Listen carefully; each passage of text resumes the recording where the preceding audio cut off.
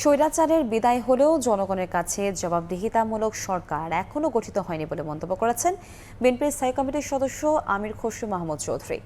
শুক্রবার সন্ধ্যায় চট্টগ্রামে বিএনপির ৩ সহযোগী সংগঠনের উদ্যোগে কর্মসংস্থান ও বহুমাত্রিক শিল্পায়ন নিয়ে তারুণ্যের ভাবনা শীর্ষক সেমিনারে কথা বলেন তিনি।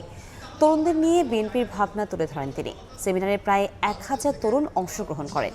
প্যানেল বক্তা হিসেবে ছিলেন সরকারি বেসরকারি বিশ্ববিদ্যালয়ের শিক্ষক ও বিশিষ্টজনরা। এতে তরুণ প্রতিনিধিরা রাষ্ট্র, শিল্পায়ন সহ নানা বিষয়ে নিজেদের ভাবনা তুলে ধরেন। দেশের ভিতরে বিনিয়োগ, দেশের বাইরে থেকে বিনিয়োগ আনতে হলে যেটা প্রথম দরকার, রাজনৈতিক স্থিতিশীলতা। পলিটিক্যাল স্টেবিলিটি কখন হয় একটা দেশে? জনগণের সরাসরি ভোটে একটা নির্বাচিত সরকার থাকলে, যেই সরকার জনগণের কাছে জবাবদিহি দায়বদ্ধ থাকে, জনগণের কাছে বারবার যেতে হয় নির্বাচিত হওয়ার জন্য, তখন স্টেবিলিটি থাকে।